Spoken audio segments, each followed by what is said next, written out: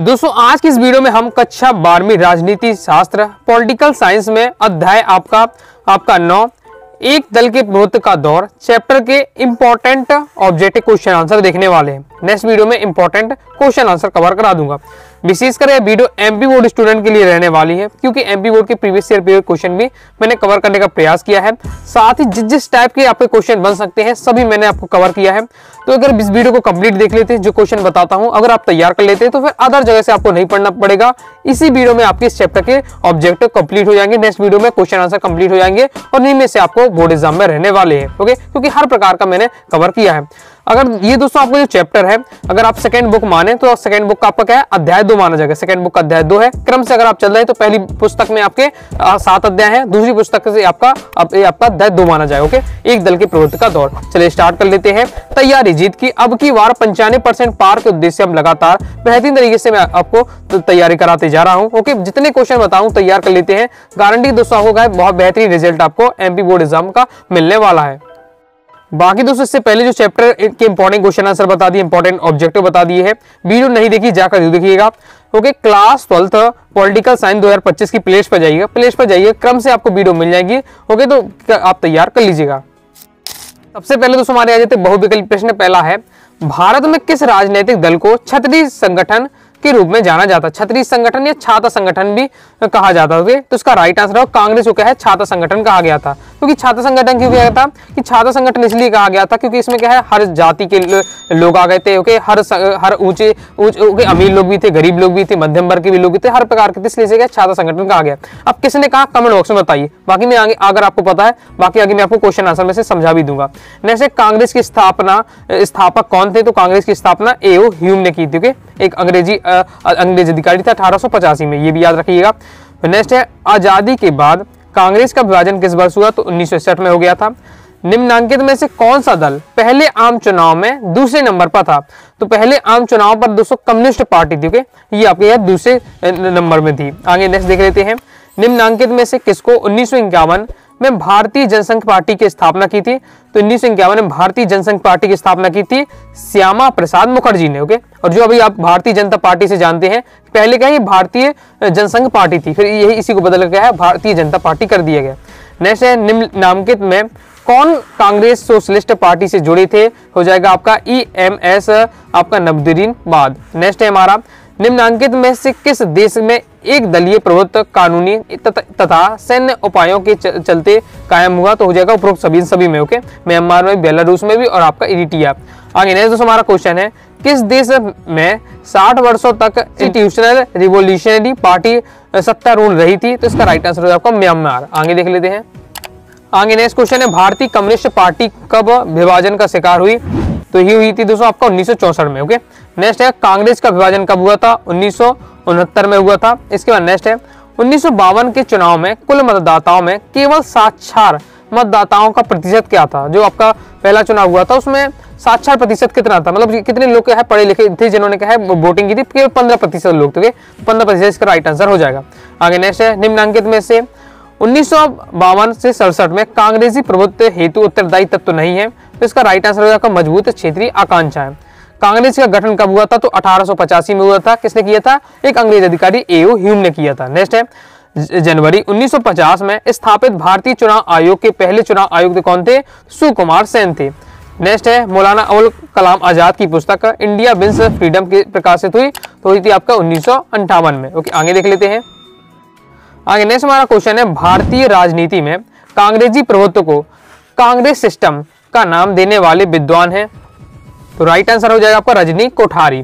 भारतीय राजनीति में 1952 से 1967 तक जिस दल का वर्चस्व रहा वह कौन था? कांग्रेस का वर्चस्व था। ओके, शुरुआती जैसे देश आजाद हुआ था उसके बाद कांग्रेस ही का एकदम वर्चस्व बना रहा। आगे देखने किसान की पूर्ति। पहला क्वेश्चन है, 1952 के पहले आम चुनाव में लोकसभा के साथ साथ डेडेस के भी चुनाव कराए गए थे, तो राज्य विधानसभा के। नेक्स्ट 1952 के पहले आम चुनाव में लोकसभा के साथ, ये आपको वही क्वेश्चन है। जैसे कांग्रेस संगठन को मजबूती देने हेतु 1963 में डेडेस लागू की गई थी कामराज योजना। प्रथम आम चुनाव में डेडेस पार्टी दूसरे स्थान पर थी, कम्युनिस्ट पार्टी दूसरे स्थान पर थी। 1952 से 1969 तक कांग्रेस का चुनाव चिन्ह क्या था? दो बैलों की जोड़ी था। अभी कांग्रेस का चुनाव चिन्ह क्या है? हाथ का पंजा, लेकिन पहले समय में क्या था? दो बैलों की जोड़ी था। आगे नेक्स्ट हमारा क्वेश्चन है, भारत के पहले मुख्य चुनाव आयुक्त के कौन थे? सुकुमार सेन थे। देश हिंदू मुस्लिम एकता के प्रतिपादक एवं भारत विभाजन के विरोधी थे, तो मौलाना अबुल कलाम। नेक्स्ट, भारत में पहले 3 चुनाव में प्रभुत्व रहा, तो किसका प्रभुत्व रहा? पहले जो 3 चुनाव हुए भारत में उसमें कांग्रेस का प्रभुत्व हुआ रहा। ओके, नेक्स्ट है, स्वतंत्र भारत के प्रथम गवर्नर जनरल श्री राजगोपालाचारी। आगे देख लेते हैं। आगे नेक्स्ट हमारा क्वेश्चन है, संविधान सभा की सदस्य 1957 तक स्वास्थ्य मंत्री के पद में रही, तो कौन स्वास्थ्य मंत्री के पद में कौन रही? राजकुमारी अमृत कौर। 1952 के चुनाव में भारतीय जनसंघ को लोकसभा की 1.5 सीटों पर सफलता मिली, तो केवल 3 सीटों में मिली थी। नेक्स्ट, 1.5 लोकसभा के पहले आम चुनाव में 16 सीटें जीतकर दूसरे स्थान पर थी। तो अब हम पढ़ते ही आ रहे लगातार कि लोकसभा का जो पहला चुनाव था उसमें जो दूसरे नंबर पर तो कम्युनिस्ट पार्टी थी। सीटें कितनी मिली थी? 16 सीटें मिली थी। ओके, और इसमें भारतीय जनसंघ को कितनी सीटें मिली थी? 3 सीटें मिली थी। नेक्स्ट है, 1967 के चौथे आम चुनाव के बाद कांग्रेस के वर्चस्व में तेजी से पतन हो गया। मतलब फिर जितना जो आगे के 3 चुनाव थे आम चुनाव, उसमें कांग्रेस का बहुत ज्यादा वर्चस्व था, लेकिन चौथे चुनाव में क्या है? कांग्रेस का वर्चस्व गिरा बहुत ज्यादा। इसका क्या प्रमुख रीजन था? तो राजनीतिक दल बदल। नेक्स्ट है, भारतीय समाजवादी पार्टी की स्थापना देश में हुई, तो 1948 में हुई थी। आगे देख लेते हैं। अब दोस्तों हम देखेंगे सत्य। आगे बढ़ने से मैं दोस्तों बताना चाहूंगा, अगर दोस्तों आप क्या है क्लास 12 पॉलिटिकल साइंस सब्जेक्ट की प्रॉपर तैयारी करना चाहते हैं, ऑल चैप्टर पीडीएफ नोट जरूरी है, क्योंकि आपको पता है क्वेश्चन अब जो आपके आ रहे हैं मॉडल पेपर भी आपने देखा होगा। ओके, और अभी आपके हाफ ईयरली एग्जाम है तो क्वेश्चन 20 से बन के आ जाते हैं, तो चैप्टर के बारे में आपको जरूर पता होना चाहिए। भले आप एक बार शॉर्ट में पढ़ लीजिए नोट से, लेकिन आपको पढ़ना चाहिए।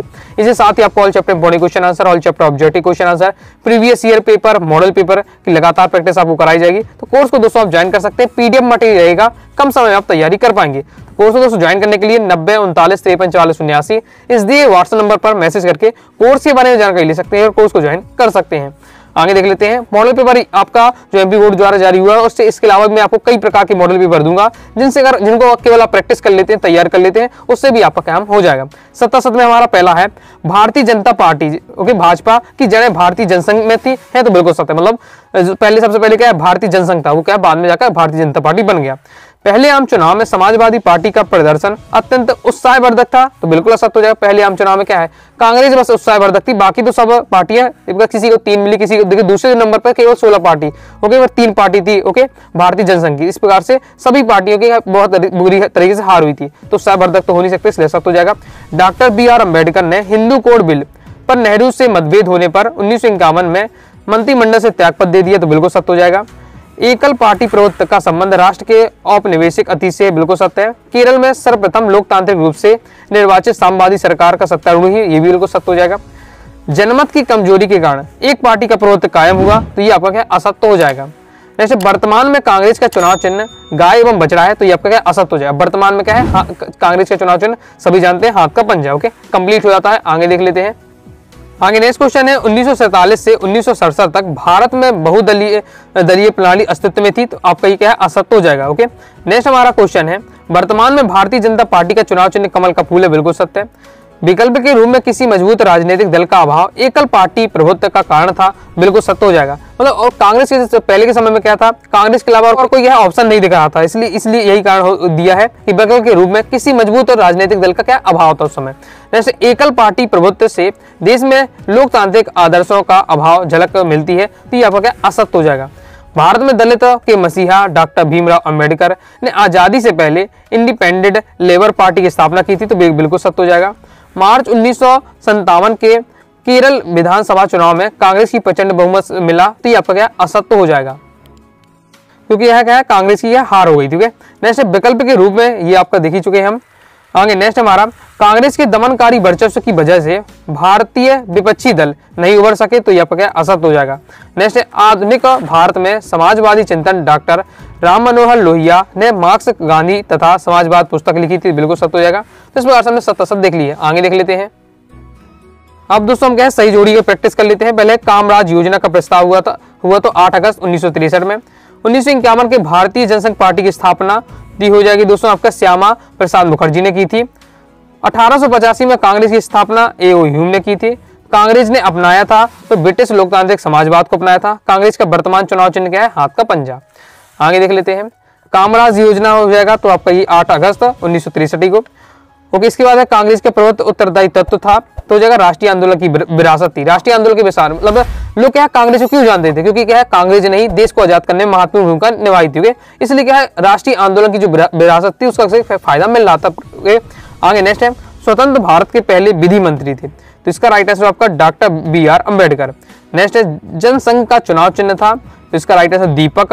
स्वतंत्र भारत के प्रथम मंत्रिमंडल में संचार मंत्री थे तो रफी अहमद किदवई। नेक्स्ट है हमारा, आगे और सही जोड़ी देख लेते हैं, SA डांगे। ये दोस्तों हमारा हो जाएगा भारतीय कम्युनिस्ट पार्टी। श्यामा प्रसाद मुखर्जी तो हो जाएगा हमारा भारतीय जनसंघ की स्थापना की थी। दीनदयाल उपाध्याय तो दीनदयाल उपाध्याय मानववाद के प्रणेता थे। अशोक मेहता क्या है? प्रजा सोशलिस्ट पार्टी हो जाएगा। इसके बाद नेक्स्ट है हमारा SA डांगे आपका क्या हो जाएगा? तो ये हो जाएगा दोस्तों आपका भारतीय कम्युनिस्ट पार्टी। श्यामा मुखर्जी हो जाएगा भारतीय जनसंघ। मीनू मसानी तो ये हो जाएगा दोस्तों आपका स्वतंत्र पार्टी। अशोक मेहता प्रजा सोशलिस्ट पार्टी। कंप्लीट हो जाता है। अब दोस्तों हम देखेंगे एक शब्द एक वाक्य में उत्तर। पहला है, एक गोपालन तथा S डंगागे किस दल से संबंधित थे? तो ये भारतीय कम्युनिस्ट पार्टी से संबंधित थे। स्वतंत्र भारत में पहले आम चुनाव कब हुए थे? तो कब हुए थे? अक्टूबर 1951 से फरवरी 1952 तक चले हुए थे। तो बीच हुए थे। भारत में चुनाव कराने के लिए कौन उत्तरदायी होता है? तो भारतीय चुनाव आयोग। एक दलीय प्रभुत्व से आप क्या समझते? बहुत ज्यादा इंपॉर्टेंट है।